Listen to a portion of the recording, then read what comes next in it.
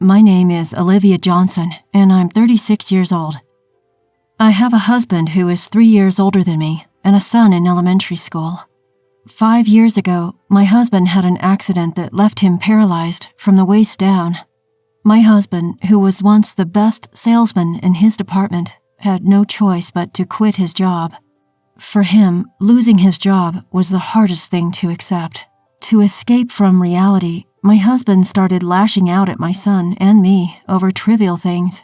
We had days where he would snap back to reality only after seeing our son cry. Once I got the hang of dealing with my husband and told my son to avoid his dad as much as possible when I wasn't around, the outbursts decreased. That's when I started working full-time. Even so, it was impossible for me just starting a new job to earn as much as my husband used to. So I started to take up extra shifts to increase our income a bit. While it left me no time to rest, I worked relentlessly, thinking it was for the sake of my family. Perhaps because of that, I failed to notice the changes in myself. I only realized it when a friend from high school whom I hadn't seen in a long time pointed it out. Looking at me, she said, "You've changed a lot." I could tell from her expression that it wasn't meant as a compliment. We've always been honest with each other. Even so, she seemed at a loss for words. I was curious, so I asked her, "Have I changed that much?" "Don't worry, I won't get mad. Just tell me honestly." Upon hearing my request, she spoke without hesitation. "Okay, if you say so. You've changed so much. It's like you're a different person. You look extremely tired, and your plain style and makeup are something the old Olivia would never wear. You look like you've aged by at least 10 years. Even though I'd asked for honesty, her words hit me pretty hard. But I couldn't deny it. I'm definitely not the person I used to be. When I was in my 20s, I was always checking out the latest fashion and makeup trends. Now I focus only on choosing functional, safe colors and don't even keep up with the latest trends. However, even after realizing this, I just don't have the luxury to enjoy fashion as I used to. Though I felt somewhat pessimistic, I reminded myself, this is only for now. In a few weeks, our multi-generational home will be completed. The plan is for my family and my in-laws to live there. My in-laws suggested this to help lighten my load a bit. I felt bad, but I took them up on their offer. My husband was all for it too. Ever since we decided on the multi-generational home, my husband's been in high spirits. He, who is usually quiet and hard to read, has been starting conversations with me and our son more often lately. Our son, not used to his dad talking to him, seems confused but also a bit happy. At one point, my husband would yell at our son for unreasonable reasons. Because of that, our son became overly sensitive to his dad's mood. I had been struggling to find a way to improve the relationship between my son and my husband, hoping that living in a duplex might be a good start. But when our long-awaited duplex was finally completed, my husband told me that he had something to discuss. He mentioned that my mother-in-law would also be present, and I had a bad feeling about this. Despite my apprehension, my husband began to speak with a smile on his face. "I can finally tell you, Olivia. I was advised to keep silent until the duplex was finished, but I've been looking forward to this day." I was puzzled, not quite grasping what he was trying to convey. Then, with a casual tone, as if he were talking about today's weather, he said, "Olivia, let's get a divorce, and from now on, let's lead separate lives." It took me a few minutes to comprehend my husband's words. However, it seemed he took my silence as an agreement and triumphantly spread a divorce paper on the table. The document looked legitimate, with signatures from both him and my in-laws. Unable to accept the reality, I looked up, thinking it might be some kind of distasteful prank. But my husband's expression instantly crumbled that thought. I felt a determined resolve in his eyes, a promise to absolutely divorce me. I instinctively turned to my mother-in-law for support, but with an unreadable expression, she simply said, "Sign the paper." I felt betrayed. I thought things were going well with both my husband and my mother-in-law, but perhaps it was only me. Tears welled up as I bit my lower lip and looked down.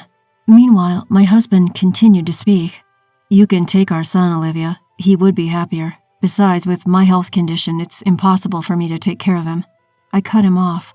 "Hold on. I never agreed on getting a divorce. You never said anything about this. You can't just decide all this on your own." I voiced my displeasure during the brief silence. First off, what do you plan to do without me? Do you realize how much I've supported you?" As soon as my husband heard these words, his expression changed. His face turned red and he glared at me, yelling, "That's what I can't stand about you. Your self-righteous way of talking. I didn't choose to be like this, yet you always look worn out, acting as if you're the only one suffering. I felt blamed every time. I'm fed up with you and your victim complex." I lost my words hearing the true feelings of my husband. I couldn't hold back my tears anymore. Seeing me crying, my husband looked annoyed and said, "See, you always play the victim, right, Mom? You'd agree that a wife like her who can't even respect her husband isn't suitable for me, right? Don't worry, my new partner is young and beautiful, and I'm sure you'll like her." His words hit me like a punch to the gut. I finally understood the real reason why my husband wanted a divorce. He was having an affair, and he was trying to get rid of me, the obstacle to be with his mistress. I never thought my husband would cheat on me. Not because of his personality, but because I thought there was no chance for him to meet someone else. But I was wrong. He told me how he met his mistress. He met his lover online, and through texting each other every day, they developed feelings and fell in love. Because I only use my phone for minimal communication, learning about this whole online dating thing was bewildering. Looking back, my husband had been glued to his phone recently. Moreover, my husband, engrossed in his phone, seemed to be in an exceptionally good mood. Oblivious to my husband's affair, I would think to myself, "It's nice to see him in a good mood today." Yet for all I know, he may have been secretly inviting that woman over to our place when I wasn't around. Just the thought of it was enough to make my blood boil. Despite our arguments, I had never once considered leaving him before. But now, after hearing his true feelings, I just couldn't imagine being with him any longer. Even if he took back his words and said, "I don't want a divorce after all," I was now determined to leave him. As I made this decision, I heard a loud slap. Startled, I looked up to see my mother-in-law, her face twisted in an expression I had never seen before. My husband's cheek bore a red handprint. Realizing she had slapped him, I was taken aback. I would never have expected my mother-in-law to lay a hand on her son. She turned to me, deeply bowing her head in apology. "I'm really sorry. I apologize for letting you take care of such a despicable son." She uttered these words, her face a mask of profound regret. "Olivia, you're too good for my son. You've done so much for him, more than we could ever thank you for. My husband and I were looking forward to living with you two, but it seems you'll be better off without our son. We will make sure you receive proper alimony and child support, so please, go ahead and divorce him." My husband, his face beet red, tried to retort, but a glare from his mother shut him up. A different kind of tears welled up at my mother-in-law's words. They brought both relief and sadness. Regardless of my husband, I was saddened at the prospect of ending my relationship with my in-laws. Encouraged by my mother-in-law, I filled out the divorce papers. And just like that, my husband and I became strangers. After parting with my husband, I returned to my parents' house with my son. My parents said it was fine to stay with them until things settled down, so I decided to take them up on their offer. I planned to continue working as before, but discussed reducing my workload with my boss. I was considering changing jobs if needed, but my boss agreed to accommodate me without hesitation. To be honest, it took me by surprise. Apparently, my boss had been worried about my excessive workload for a while now. With a wry smile, he said, "I was actually worried you might collapse one day, but knowing your situation at home, I didn't say anything." Feeling guilty, I bowed my head and apologized to my boss for causing him concern. He quickly shook his head, saying, No, it's just me worrying too much. But thinking about it, it's good that you left your ex-husband," and laughed. His words brought a smile to my face, and I nodded in agreement. I also told my coworkers about my divorce. I thought it would be better to let everyone know since I was reducing my workload. I was anxious about their reaction, but when I honestly told them the reason for my divorce, they threw a party for me. I was taken aback by this, but it was a relief that the atmosphere didn't become serious. Although I had awful luck with men, I had the best colleagues at my workplace. By the time all the paperwork had settled, I took our son and left my parents' home. We chose a small apartment as our new home. It was a far cry from the spacious house we were supposed to be living in, but our son didn't show any discontent. Perhaps because he no longer had to worry about his father, he became more vocal about his opinions and his demeanor brightened. It was a change that made me truly appreciate our separation from my ex-husband. The effects of the separation were apparent in me too. By the time I'd finished unpacking after the move, a friend came to visit and celebrate our new home. The last time we met, she was concerned of my well-being, but when she saw me today, she laughed and said that I looked younger than ever. I couldn't help but laugh along. Everything started going smoothly, almost comically so, after the divorce. I suppose my old self was under so much stress, physically and mentally. Now I realized I was merely a maid for my ex-husband back then. I still can't forgive my ex-husband, and I don't want to see him, but I do meet my in-laws once a month now. A while ago, my son got a fever, but I absolutely couldn't take a day off of work that day. And to make matters worse, my parents weren't available either. Out of desperation, I reached out to my in-laws. They immediately came over to take care of my son. We used to barely communicate due to the situation with my ex-husband, but since that day, we make sure to meet at least once a month. They thanked me for letting them see their grandson, but I was grateful that they still loved my son. Even after the divorce, my son occasionally mentioned his grandparents. He never said he wanted to see them, perhaps out of consideration for me, but he did ask how they were doing. After all, they were his beloved grandparents. To be honest, I didn't want to take his grandparents away from him, so it was a relief to know they wanted to see him too. By the way, my son never once mentioned my ex-husband. Even my in-laws knew that we didn't want to see him. However, my ex-husband had a different idea. I was utterly surprised when I heard from my mother-in-law that my ex-husband was considering getting back with us. I thought that things were going well with his mistress. According to my mother-in-law, the mistress moved in shortly after we left. It seemed like they had it all planned out.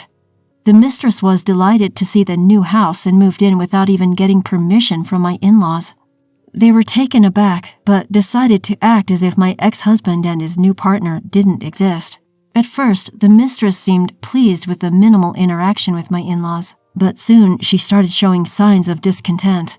Apparently, she thought that my in-laws would be helping with the household chores. She complained about it to my ex-husband. He then said to his parents, "What's this all about? Didn't you promise to help with the housework?"